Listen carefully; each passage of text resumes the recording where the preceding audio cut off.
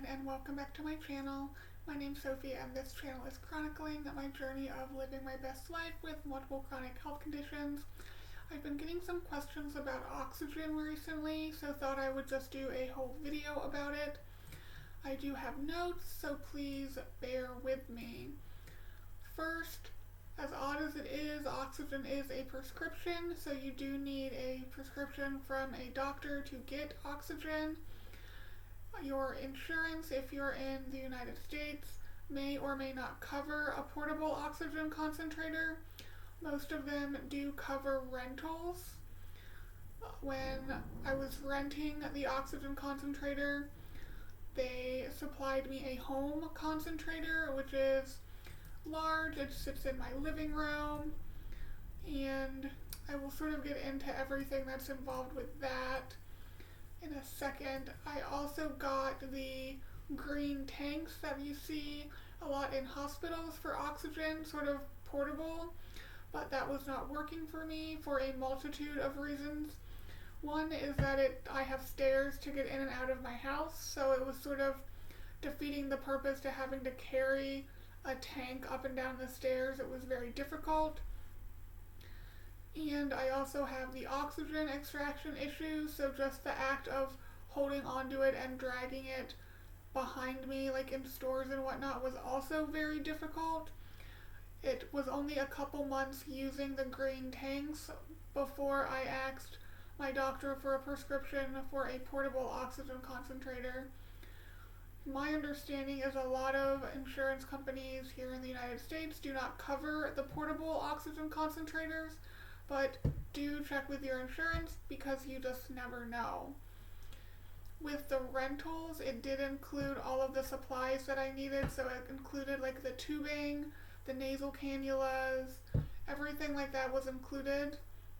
Obviously, the plus side to that is you don't have to buy any of that on your own. It also takes the responsibility of maintenance out of your hands. If something happens to your concentrator, you call the company, they come, they either fix it or they bring you a new one. When the tanks run out, you call, they bring you more, which was another issue. The company that I was using was not very reliable, so that was another issue, and tanks don't last long. Not that that was a huge issue because I wasn't really able to be out and about for a very long time anyway, but just some issues with rentals is the company needs to be reliable. There was one time my home concentrator broke, and they took hours to come. Like, I called, it was like 6 a.m. or something when I woke up, and they were like, oh, like no one's here until 8. I'm like, what do you mean? Like, something could break at any time. So then I was sort of stuck downstairs hooked to one of the green tanks until they were able to come, which was really annoying.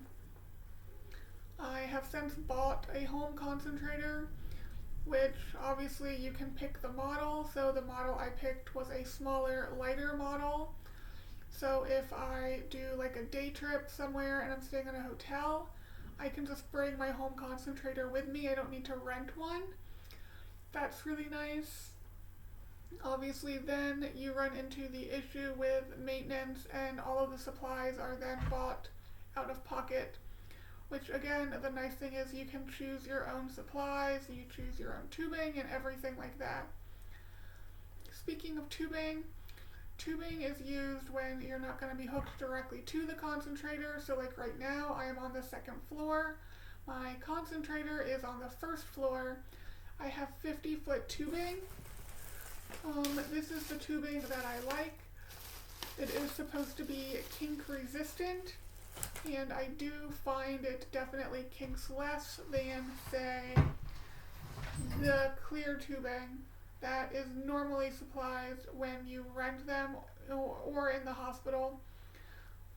They normally give you the clear tubing, and it does kink rather easily.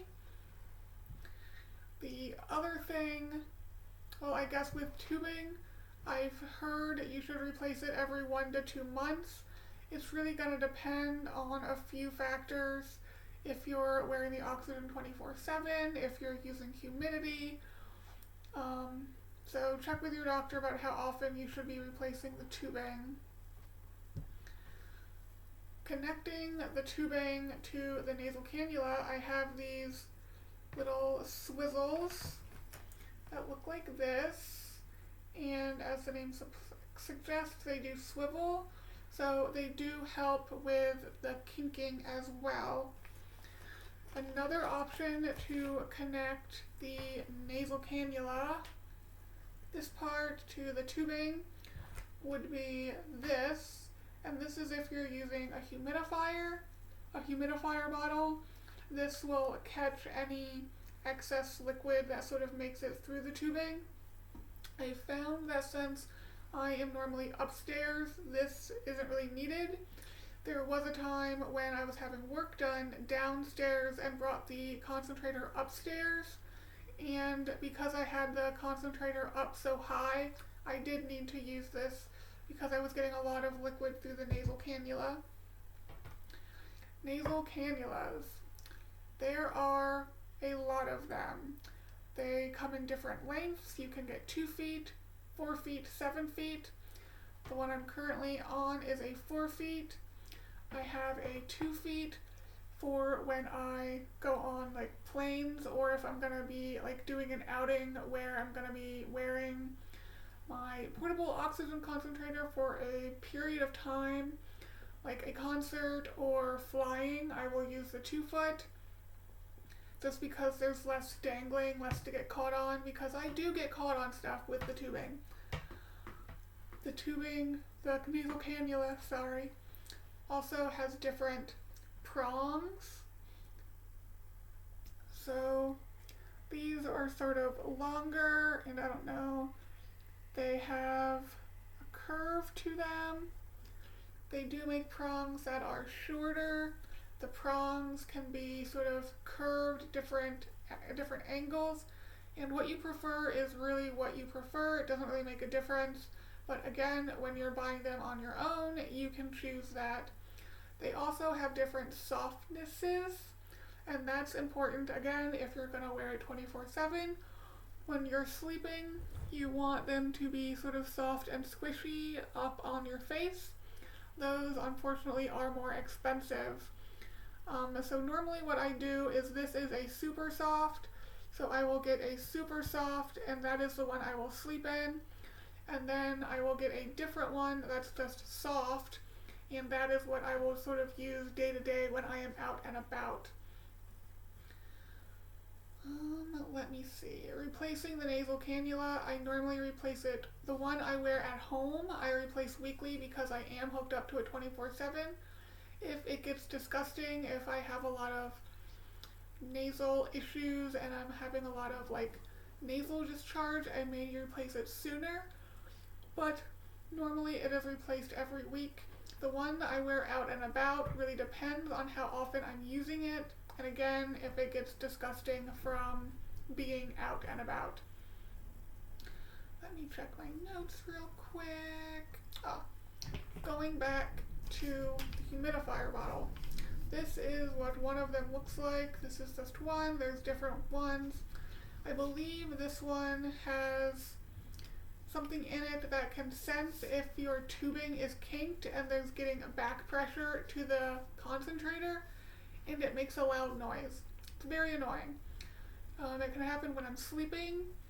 A lot of times this will sort of get kinked, and it sort of makes a loud noise, and it wakes me up, and I will unkink it.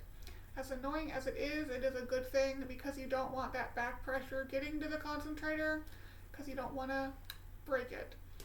But yes, so it has the spot where you fill the water up to, and the minimum amount. And basically, when I walk by, every time I go downstairs, I just check to see where this is. And when it starts getting low, I take it out, I unhook it, I empty it, I clean it, and then I refill it and put it back. I do have more than one of these, so if there's ever a time I start to notice it's looking disgusting, I can just switch it out. It's always nice to have extras of stuff. And the humidifier is again good if you're wearing it all the time, and oxygen, just the air, continually going in your nose can really dry your nasal passages out. So the humidifier, the humidity helps with that. Some other things, I think the only other thing is this little clip here. It is really for a CPAP, but I use it to hold the nasal cannula in place. Otherwise, it gets all tangled and kinky, and that is obviously not what you want. So let me show you. So this is what the clip looks like. And what I do is I wrap it around super tight, and then just sort of wrap it around itself.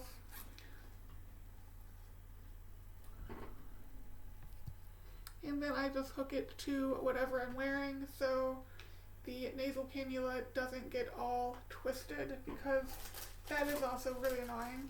It feels like you're being choked, and it is just no fun.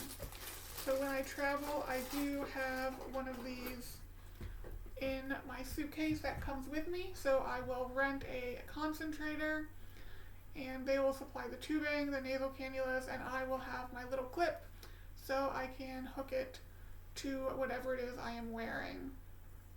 I think that is it. Sorry that it is so long, but again, I was getting some questions. I will try to link everything I use down below. Some of the stuff may not be in stock. I know this purple tubing hasn't been in stock for a while, which is a bummer.